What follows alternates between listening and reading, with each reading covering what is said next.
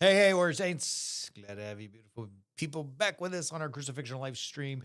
We have we kind of missed last week. We missed being with you. It was um, a little bit of a reprieve for us physically after the celebrations of the Lord's resurrection, and then the rest week. We even went after Bright Week, but then we took last week. We love you. We're back. Christ is risen. Hey, how are Truly, you? he is risen.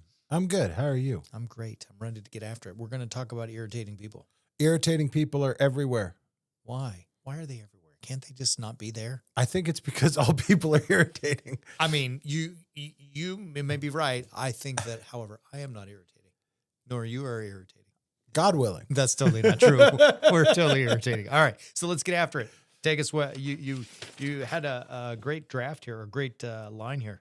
Yeah, I think that, we just starting at looking at things like there's stuff that I'm noticing that can start to get a little bit old after a while. Now, this might just be because I'm the parent of toddlers. Yeah.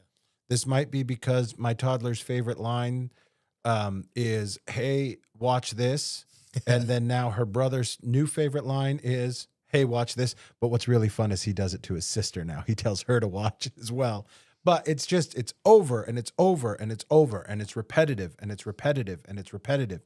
And it's just this persistence to get after what people are looking for, to get after what they want. And, I see so much of it with my kids that when I start seeing it in adults, I start to get frustrated.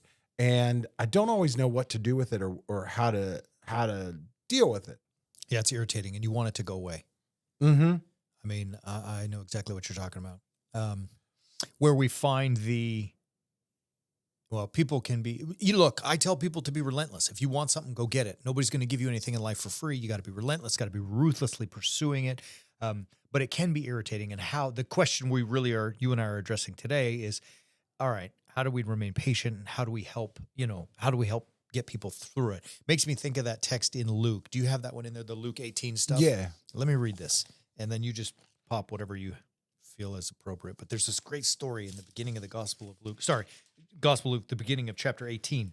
And he, meaning Jesus, told them a parable to the effect that they ought always to pray and not lose heart.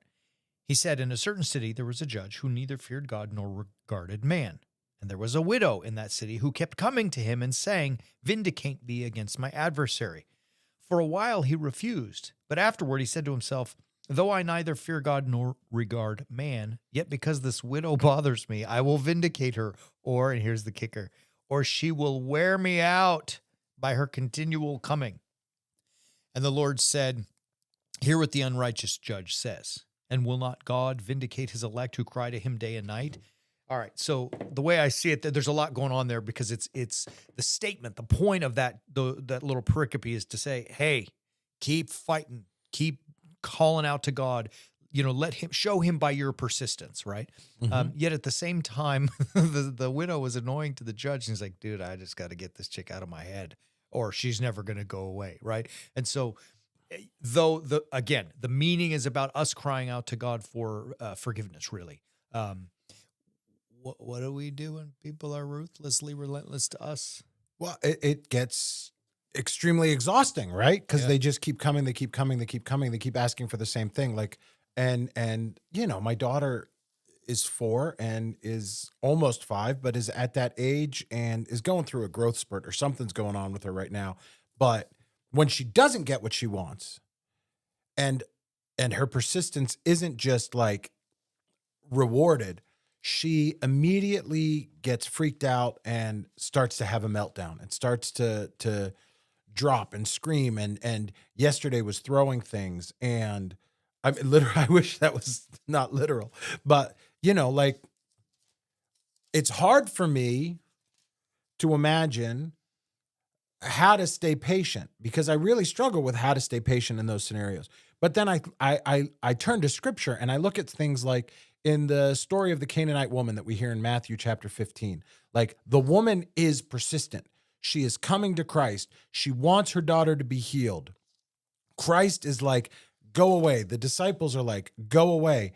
And at the end of the day, she has an answer for everything. And because she has an answer for everything, he ultimately, despite maybe appearing at times a little bit impatient, a little bit, disparate in what he wants to do and not giving her everything she wants, he ends up granting her request, and because of that persistence, because of that faith, is that what we're called to do? Is that how we're called to be? And then how do we maintain that?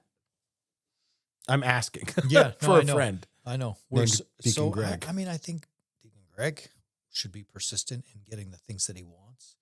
I tell my kids that if you want something, go get it. Mm-hmm. Nobody's going to give you anything. You got to keep grinding. And, we have this saying in Arabic that translates, that repetition taught the donkey, in other words, keep going, keep going. Even the donkey, who's supposedly the dumb animal, by doing it over and over, he learns it. It's the same stuff, right? But it becomes for us, like here's the question we started with. I got off topic. The question is, how do we, overcome that or handle it or deal with it? Yeah. And so I guess the answer to our first little segment here should be that, hey, if you want something, go get it. Be persistent. Go after it. Don't stop. Don't let even people like Father Chris who get annoyed with you, stop you. Be persistent.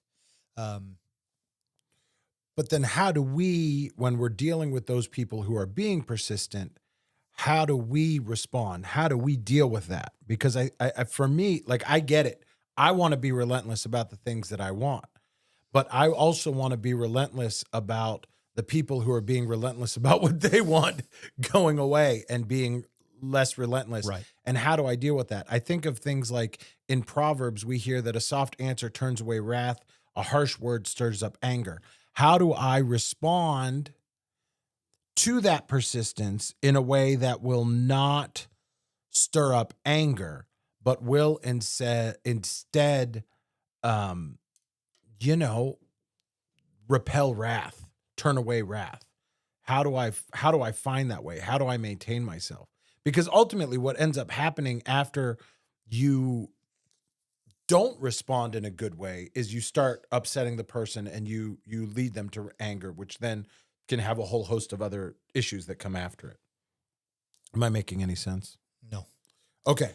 I mean, yes, you're making sense. I don't mean that to be silly. I just don't, I'm just trying to think through it all. I mean, I guess honestly, the key is how do you deal with people be persistent. And then how do you deal with people who are persistent against you is we don't have to respond to everything, right? At some point, maybe as you quoted Proverbs, a soft answer, because the temptation is to be, "Rah," and maybe no answer. Mm-hmm. Like, it's like this. If I say to you, what time is it? You have no choice but to look at your watch, right? We're programmed. Well, Father Chris asked what time it was. I have to look at it. And I think when someone is annoying or persistent or asks us a question or keeps after us and so on, our temptation is probably because we want to be helpful, right? Is to respond. But maybe sometimes we don't need to respond, right? There's a great scene in, I forgot the season, but Game of Thrones. It's the same scene where the young Joffrey Baratheon, is that his name, Joffrey Baratheon? Joffrey, the punk king, who goes to his grandfather, who's the hand of the king, Tywin Lannister, and he says, I'm the king, I'm the king, I'm the king. And the old man says to him, any king who has to remind someone else that he's the king is no true king, right? So in other words, if you have to tell people you're the king, stop it.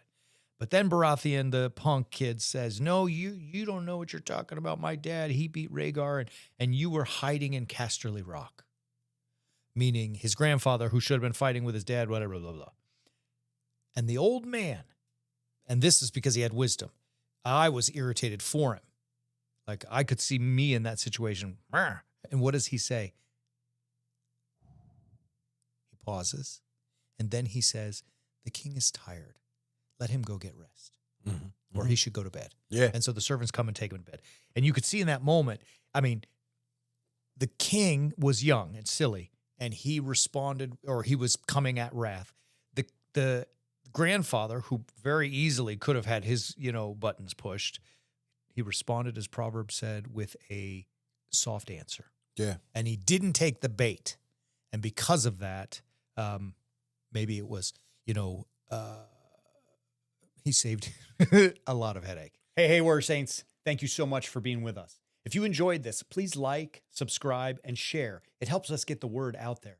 And if you want more, visit us at warriorsaints.org and subscribe to Understanding the Bible. Thank you so much. We'll see you soon.